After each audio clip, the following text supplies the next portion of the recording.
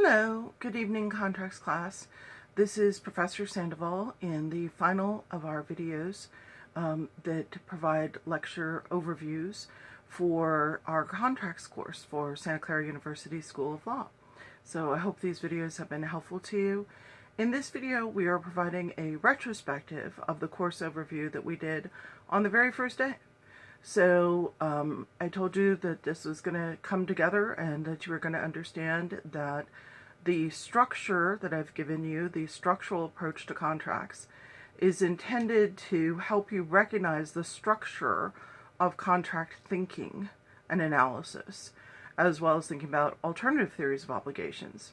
And that contracts is also a subject that involves path-dependent decision-making, where you need to recognize the facts that raise a legal issue and then use the appropriate legal rules, no more than 2 rules in a row, and then make arguments and counter-arguments using the facts and the law, and then come to a conclusion about that issue, because your conclusion is going to have a path-dependent effect on the next issue.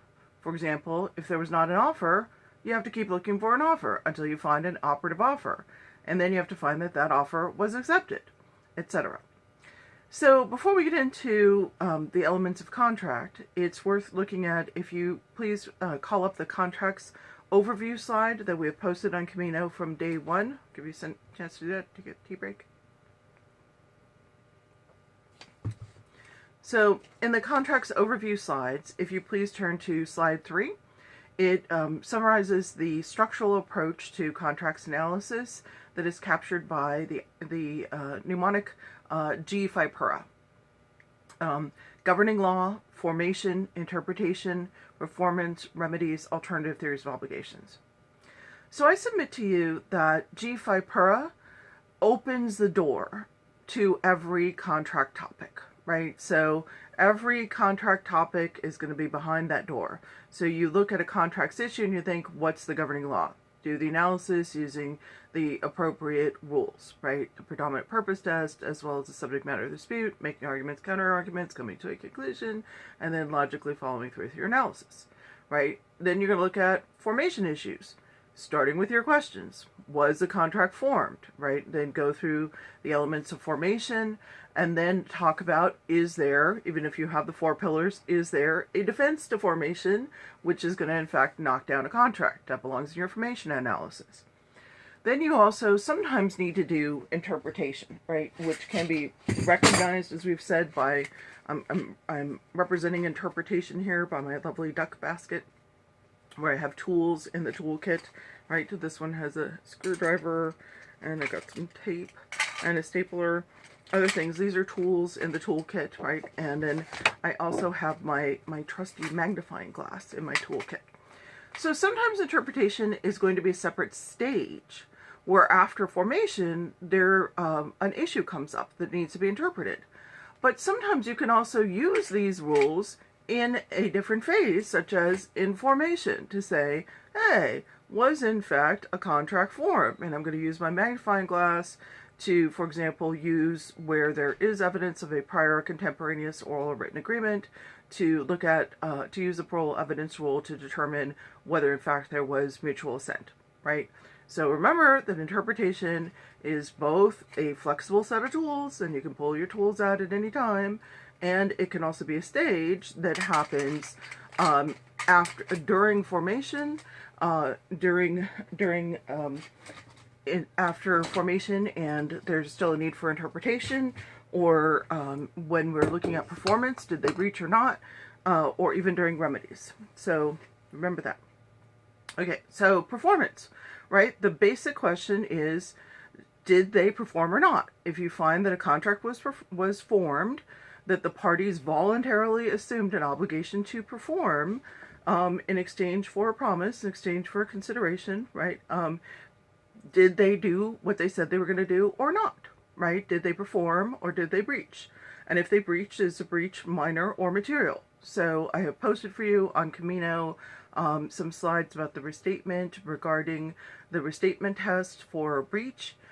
You can also look at the UCC tests relevant to breach. But basically the question you should ask yourself is, did they do what they promised to do or not?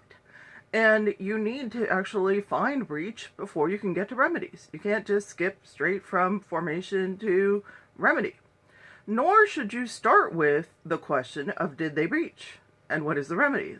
The question you should start with is, was there an obligation to perform, right? What is the theory of obligation to perform, whether rooted in contract or in a different theory? And then we can look at issues about remedy, right? So if they did breach, in fact, then what is the remedy? And we actually started the class by looking at leading theories of remedy. So expectation, reliance, and restitution, right? And then focus on the interests, right? The goals here. I'll give you a minute to remember the goals. So the goals of expectation damages are to put the party in the position as if the contract were fully performed. The goals of reliance damages are to put the party in the position, the non-breaching party in the position as if the promise were never made.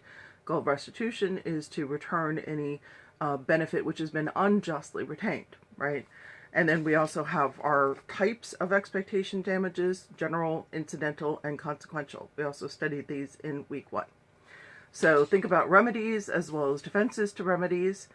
And we also think about alternative theories of obligation. So there are several alternative theories of obligation. We've focused on particularly promissory estoppel, unjust enrichment, as well as moral obligation.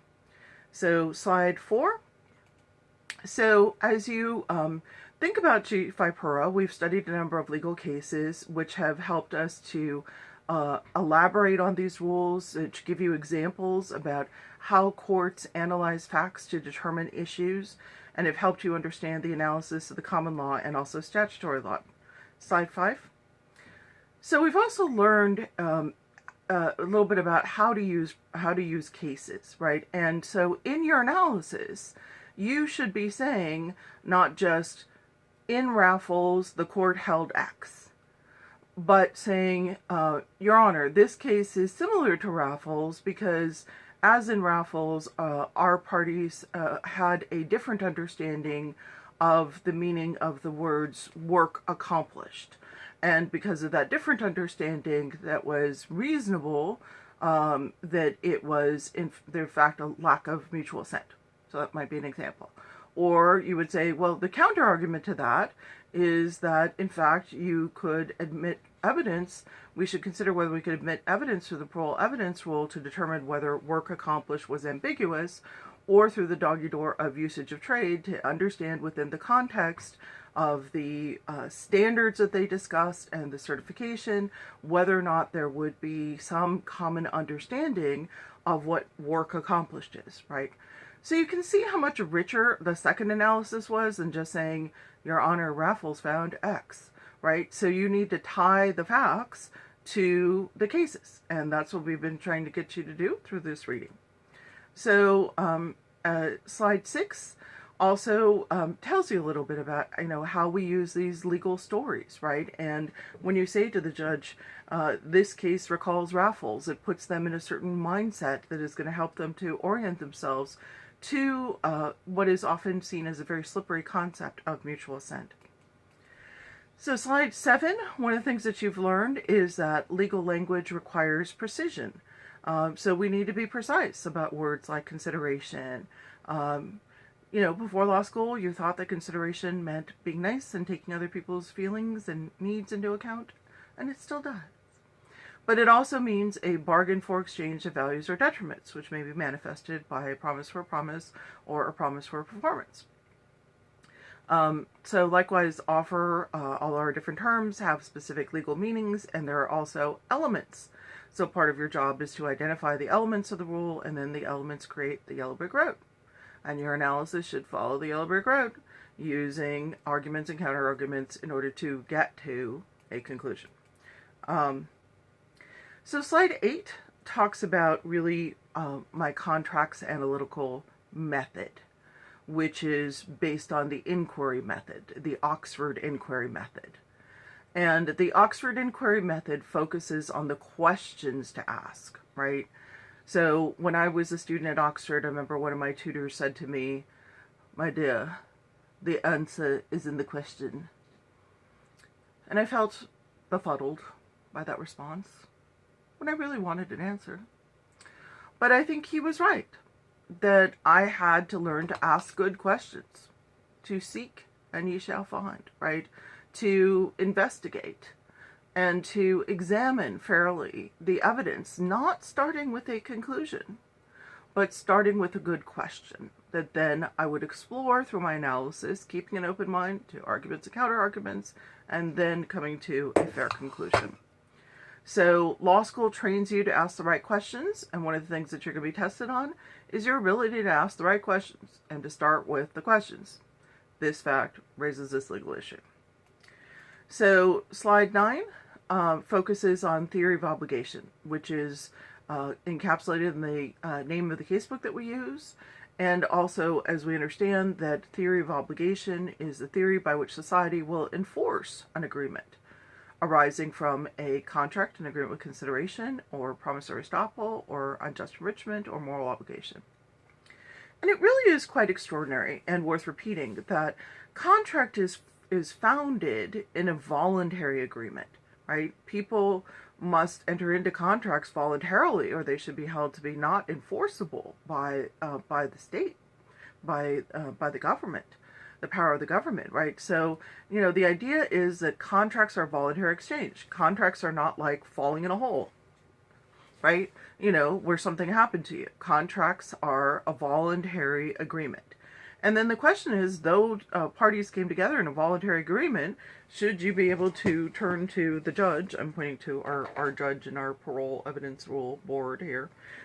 Should you be able to turn to the judge and say, Your Honor, we had a contract that was formed, but they breached, they didn't perform, so please, I would like to have an order for specific performance or an order for damages.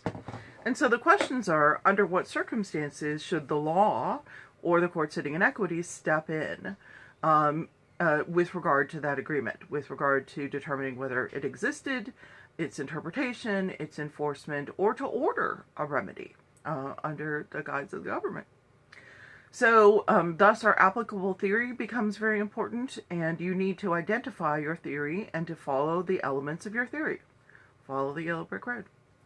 So slide 10 talks about our major theories: contract, agreement with consideration, promissory estoppel, and unjust enrichment. You have also studied moral obligation. I would like to remind you that implied in fact contract is a form of contract. It is a true contract that is neither oral nor written, but manifested by conduct. Please watch the Watts v. Watts video if you haven't already done so, and reread that case as well as Bloomgarden if you feel fuzzy about implied impact. And we also have moral obligation and other theories. So slide 11 focuses on the relevant required elements for agreement with consideration. So it's worth going over these for a second. So with agreement consideration, we must have a proposal for consideration, a bargain for exchange of values or detriments, an offer which must propose a consideration as well as manifest intent to contract, and to propose certain definite terms. Under the common law, identical acceptance, mirror image acceptance of that offer, and also mutual assent. Right? So if this were under the UCC, we could have the offer varying from the acceptance if we find that there was intent to contract under 2207(1), and then we would look at 2207(2) to determine the terms. And in the last resort, you look at 2207(3) to look at whether the parties formed an agreement by conduct. But let's keep our metaphor based on the common law. So we are requiring mirror image acceptance. You need to have all 4 of these pillars in order to have a contract. And then only once you have the 4 pillars do you have the magic moment of formation. Bam, kind of one hand clapping. And then we have the magic moment. Now, we have to remember, however, that contracts are subject to defenses. So you've learned about a variety of defenses, including the statute of frauds, unconscionability, indefiniteness, misrepresentation, a variety of defenses you can go over. And the important thing about these defenses is that though you have the 4 pillars, defenders will make otherwise a contract which form the 4 pillars make it unenforceable, right? And in some cases, it may make the contract voidable, as in misrepresentation, which is also important because you need to distinguish between a contract which is void and one which gives the recipient of the misrepresentation the option to void it, and thus it is voidable. So the next slides, 12 and 13, give you representations of that, as well as slide 14, give you representations of the power of the defenses to formation. This belongs in your formation stage. If there's a defense to formation, then there's no duty to perform. So we talked about on slide 15 how consideration is defined, and slide 16 talks about consideration as a bargained for exchange of values or detriments. It may be manifested by an exchange of a promise for a promise for an act, a promise for forbearance, or the creation, modification, or destruction of a legal relationship. So examples of legal relationships, give you a chance to remember examples. So these might include business partnerships, or marriage is a legal relationship. A contract itself is not a legal relationship. So, and then in slide 17, when we talk about why do we start with consideration? So often I get this question. So now that you know more about offer, your instinct is going to be to start with offer.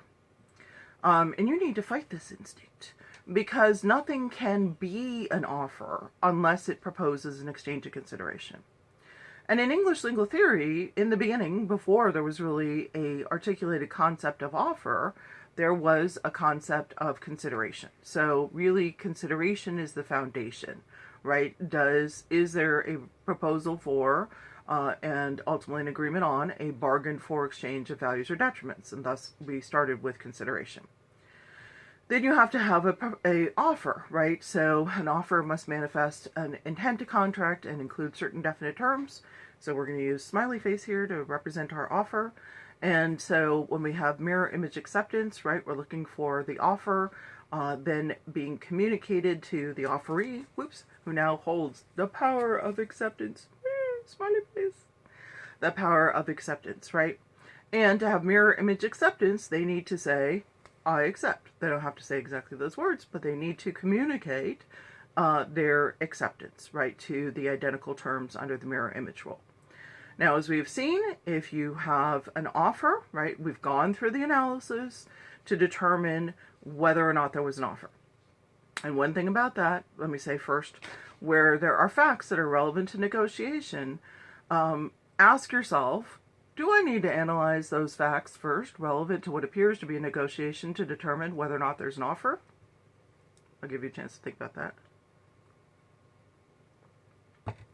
The answer is yes. Don't skip them, because often there may be very good discussions in there, the negotiations that you need to know about, right?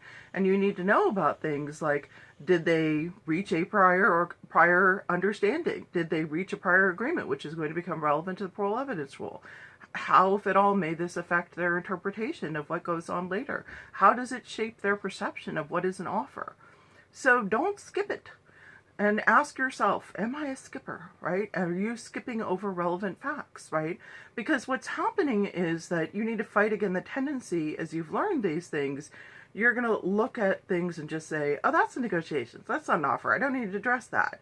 But all this analysis went on in your head, right? And so your job in the bar exam, in the law school examinations, in the courtroom, in the meeting room, is like to be the archaeologist who is extracting and communicating that analysis that went on, and also extracting some nuggets. Hey, it appeared that during that process, right, if this is a prior agreement, they moved the ball here. They had a prior agreement regarding an understanding about the standards that would be used for the work, right? So I'm going to put this with my parole evidence stuff, because that's going to come up later, all right?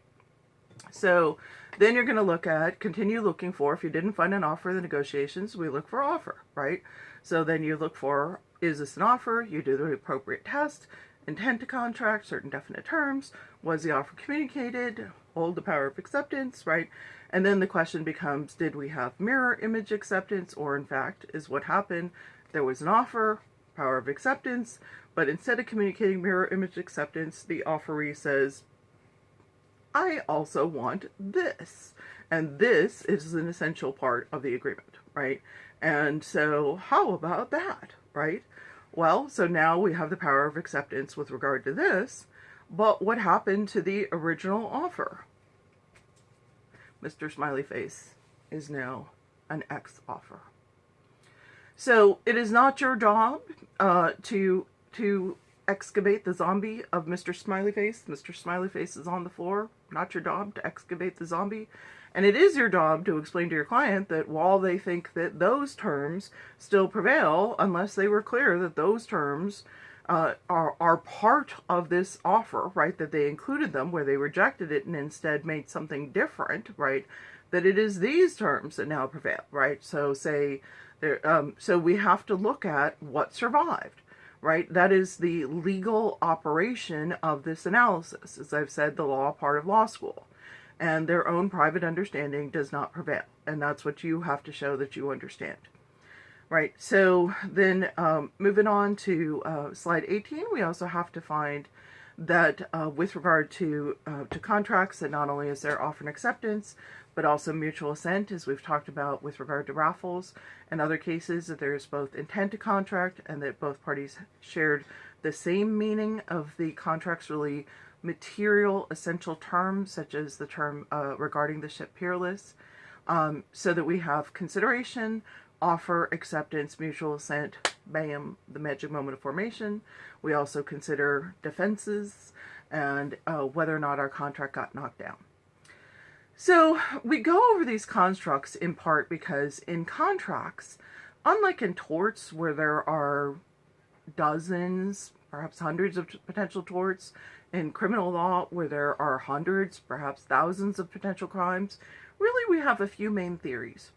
And again, I would suggest that the door can be opened to each one of these theories by G5 Pura, by asking yourself about the governing law, formation, interpretation, performance, and remedies, remembering that interpretation is both a stage and a flexible set of tools, right?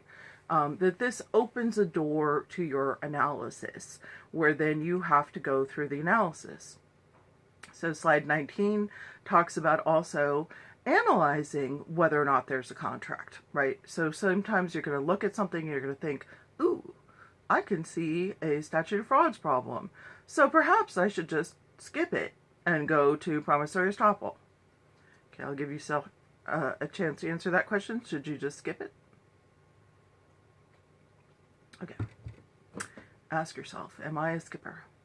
Or are you going to do the analysis, right? And are you going to really do the hard analysis to figure out, is there a way to determine first, does the contract fall within statute of frauds? Is there a writing which satisfies the statute? Or is there an exception? And then only if it fails all those things would you then use the special promissory estoppel for contracts which are unenforceable due to the statute of frauds as opposed to Section 90.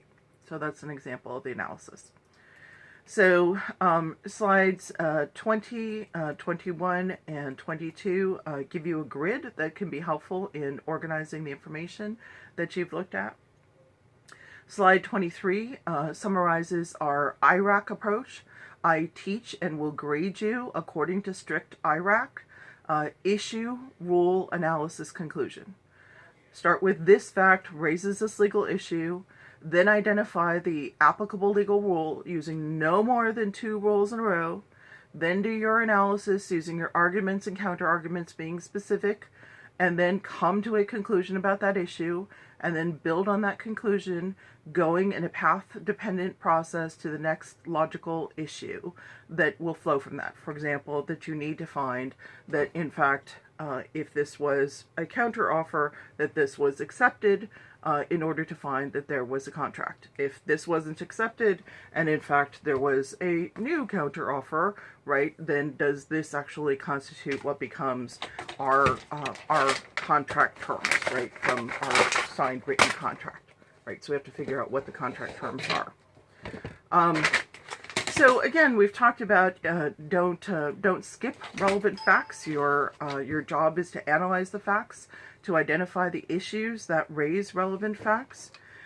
Do not engage in the rule dump, right? So this is part of why you do the fact issue, is that it tells you, Your Honor, we know under the vaunted parole evidence rule there are many doors, right? But the real issue here is whether or not the facts related to the misrepresentation about what the qualifications here of one of the parties indicate or raise the issue of whether or not parole evidence should be admitted through the fraud door. And then you're going to use the rules relevant to the parole evidence rule and fraud. You don't need to articulate all the rules. And then you're going to do your analysis.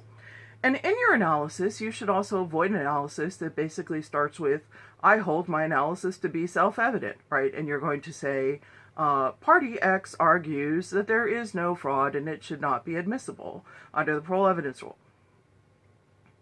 Okay, so think about how much analysis there is or isn't in that statement. Why is it fraud or not?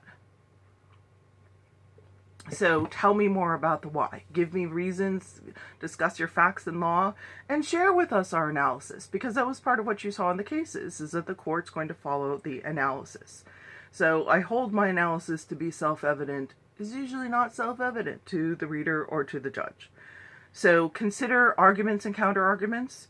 Do not start with your conclusions. Don't start with your conclusions in the introduction of the issues. Don't start your analysis with your conclusion. That would be a method called crack. Conclusion rule analysis versus conclusion. Crack is bad, right? We do IRAC. Issue rule analysis conclusion, and the analysis needs to weigh the arguments and counter-arguments using the facts and law. Also needs to take into account where there are different views of the rules or competing rules, and then to come to a conclusion logically based on that analysis. Because oddly enough, as much as people love to start with their conclusions, they seem to hate to come to conclusions, right? But you need to come to conclusions, right? Was this counteroffer actually accepted? And only if it was accepted can we then get to the 4 pillars, and then we determine this is what goes into, when we look at our board, right? The contract machine, this ultimately becomes what was fed into the contract machine to then create that written contract. So you need to do that analysis and logically flow through your analysis. So slide 24, you have learned how to identify the rules, and you can also use the PowerPoints to help you identify the rules. And the rules create the yellow brick road. The rules create the pathway for your analysis. So part of what you're going to be tested on is your ability to follow the yellow brick road and follow the pathway for the analysis. So slides 25, 26, and 27 give you the overview for the major topics in our course. Slide 28 talks a little bit about the expectations for your course. And then slide 29 talks a little bit about the basis for evaluation. So I will be looking at both your ability to identify legal issues, your analysis of the governing law, your ability to identify facts that raise issues and to do relevant counter-arguments and counter-arguments using the facts and the law, good organization, analytical depth, conclusions logically based on that analysis that also reflect the path-dependent decision-making that is part of the structure of contracts. And then in addition to the issue points, you're going to have these quality points that also look at overall, how did you do with issue identification, good use of facts and law, writing quality, including organization, and the quality and depth of your analysis as we look at these issues. So slide 30 also highlights that you have a number of hypos that have been provided to you for your review. And so in conclusion, that was a retrospective on what we have learned in this course. I hope that my structural approach to contracts is going to be helpful to you, not only in this course and not only in preparing you for whichever bar you take, but also I firmly believe that this will set you up for a very successful career in law or whichever field that you go into, as you also embrace the structural approach and really see the wisdom of recognizing that the answer is in the question, and then following through the logical sequence. So follow the yellow brick road. All right, thank you very much, and I look forward to seeing you soon. Bye.